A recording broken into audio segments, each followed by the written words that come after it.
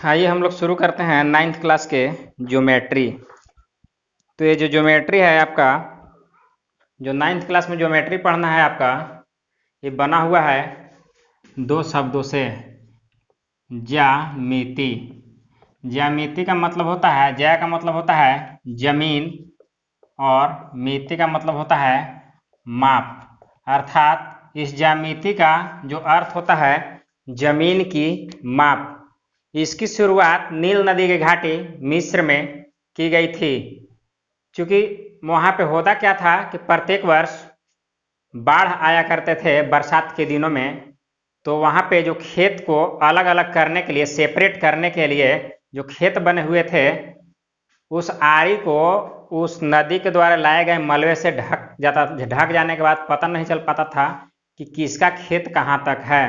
अर्थात उस समय उन लोगों ने जमीन को मापने के लिए जमीन को माप कर अपना अपना खेत को अलग अलग करने के लिए एक मेथड को विकसित किया, जिसको कहा गया ज्यामिति। ज्यामिति के पिता यूक्लिड को कहा जाता है। तो इस ज्यामिति को पढ़ने के लिए हमें बहुत सारा ज्यामितीय बिंदु को याद रखना पड़ता है, और इस ज्यामिति में बहुत सारे थ्योरम आते हैं जिनको प्रूफ करने के लिए ज्यामितीय बिंदु को याद रखना होता है और कुछ अभिगृहित याद रखने होते हैं। तो यूक्लिड साहब ने ज्योमेट्री में दिए गए थ्योरम यानी प्रमेय को साबित करने के लिए बहुत सारे अभिगृहित दिए। अब अभिगृहित क्या होता है? तो अभिगृहित वो ज्यामितीय बिंदु होता है जिसको साबित करने की जरूरत नहीं होती है, वह स्वयं सिद्धियां होती हैं, स्वयं सिद्धि होती है, वो खुद प्रूफ होती हैं। तो चलिए कुछ उनका जो दिए हुआ ज्यामितीय बिंदु है उनको पहले हम लोग पढ़ते हैं। तो पहला जो अभिगृहित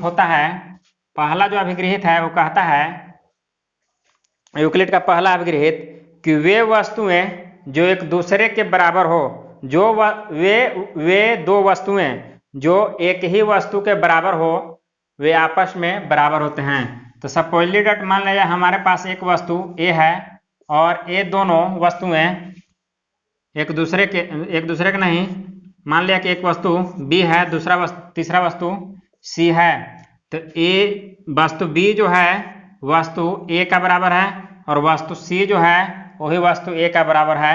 अर्थात ये दोनों वस्तु भी आपस में होंगे बराबर, यानी बी जो हो जाएगा सी का बराबर हो जाएगा।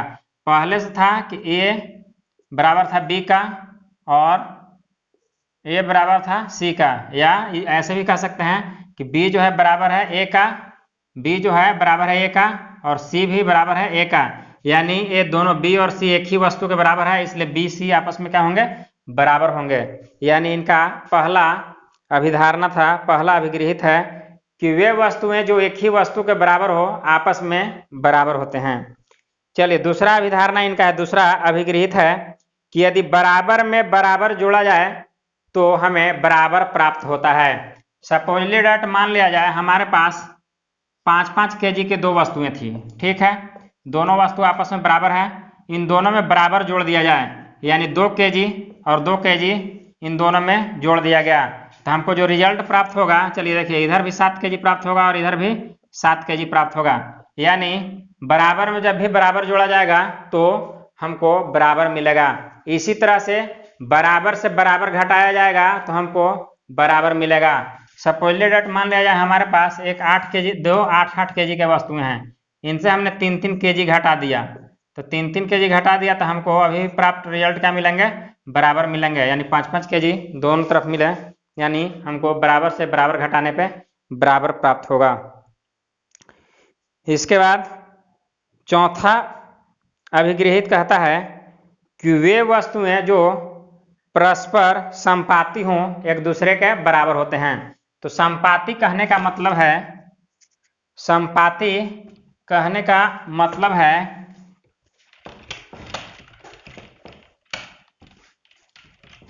कि हमारे पास दो वस्तुएं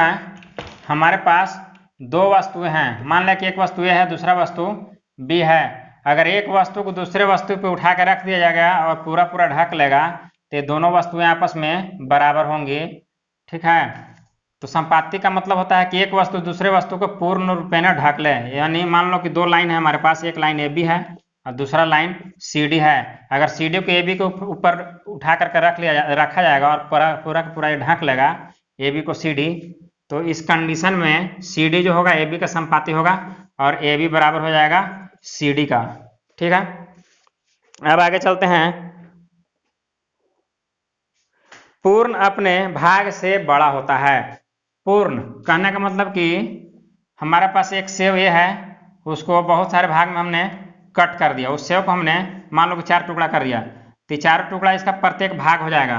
तो याद रखना कि पूर्ण जो होगा, एक जो सेव हमारे पास था जिस सेव को हमने कट करके 4 भाग में किया, उस सेव हमेशा वो अपने टुकड़ा से बड़ा होगा। जो पूर्ण होगा हमेशा अपने भाग से बड़ा होगा।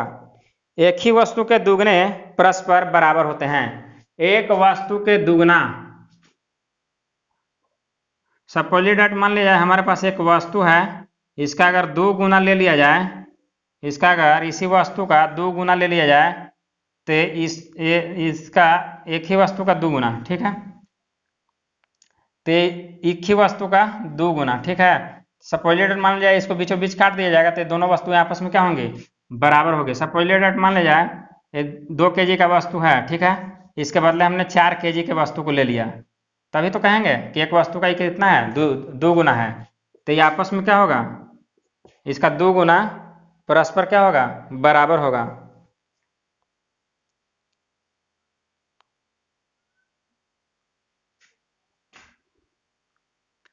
फिर अगला पॉइंट आपका आता है कि एक ही वस्तुओं के आधे परस्पर बराबर होते हैं।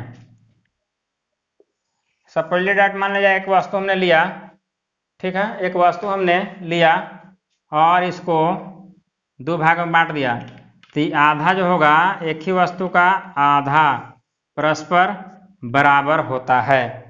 अब इसके बाद आता है कुछ और यूक्लिड के अभिधारणा है, उस अभिधारणा को पढ़ लेते हैं। तो एक बिंदु से दूसरे बिंदु तक एक सीधी रेखा खींची जा सकती है। सपोज दैट मान लिया जाए हमारे पास 2 बिंदु हैं, इन 2 बिंदुओं के बीच में एक सीधा रेखा खींचा जा सकता है, ठीक है। तो रेखा में दोनों तरफ अंत में तीर बिंदु के निशान होते हैं, तो हमने भी तीर बिंदु का निशान लगा दिया, यानी 2 बिंदु हो तो उससे एक रेखा खींचा जा सकता है। अगला है एक शांत रेखा,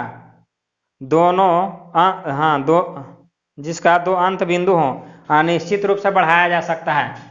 मीन्स कह रहा है कि अगर ज्यामिति में कोई एक शांत रेखा दिया हुआ हो, यानी शांत रेखा कहने का मतलब कि रेखा खंड होगा जिसके 2 अंत बिंदु होंगे। सपोज मान लिया जाए एक बिंदु ए है, दूसरा बिंदु बी है, ठीक है, दोनों का अंत बिंदु क्या है, ए और बी है, तो इसको अनिश्चित रूप से हम आगे तक बढ़ा सकते हैं। इसका कोई और छोर नहीं होता है, निश्चित अनिश्चित रूप से अनंत तक बढ़ा सकते हैं। तीसरा आपका आता है अभिधारणा। तीसरा अभिधारणा आपका है किसी बिंदु को केंद्र मानकर और किसी त्रिज्या से एक वृत्त खींचा जा सकता है। सपोज दैट मान लिया जाए हमारे पास कोई बिंदु वो है, इसको केंद्र मान करके और इसको त्रिज्या मान लिया जाएगा, यानी त्रिज्या मान लेंगे तो इससे एक वृत्त खींच सकते हैं। फिर आपका आता है सभी समकोण एक दूसरे के बराबर होते हैं। सपोज दैट मान लिया जाए एक समकोण छोटा सा लिया हमने, दूसरा समकोण बहुत बड़ा लिया, तो समकोण का मान हमेशा होता है 90 डिग्री, यानी 90 डिग्री। तो कितना भी बड़ा रहे कितना भी छोटा रहे उससे मतलब नहीं है, दोनों समकोण एक दूसरे के बराबर होंगे। और अगला अभिधारणा आपका 5वां कहता है कि यदि एक सीधी रेखा 2 रेखाओं को काटे, एक सीधी रेखा 2 रेखाओं पर गिरकर काटे, तो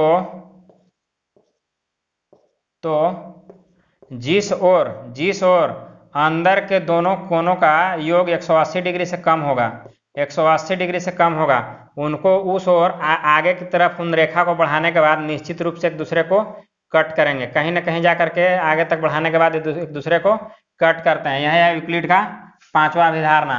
2 सीधी रेखा पर कोई लाइन गिरकर, कोई रेखा गिरकर अगर इसको कट करता है तो जिस ओर दोनों कोण की माप, दोनों अंतःकोणों की माप एक ही तरफ के अंतःकोणों की माप अगर 180 डिग्री से कम होगा तो उसको दो रेखाएं आगे बढ़ाने के बाद एक दूसरे को कट करेंगे, निश्चित रूप से कट करेंगे। इसके बाद कुछ और ज्योमेट्रिकल पॉइंट हैं अभिगृहित है। तो ये कहता है कि एल कोई रेखा है, ठीक है, एल कोई रेखा है और पी कोई बिंदु है।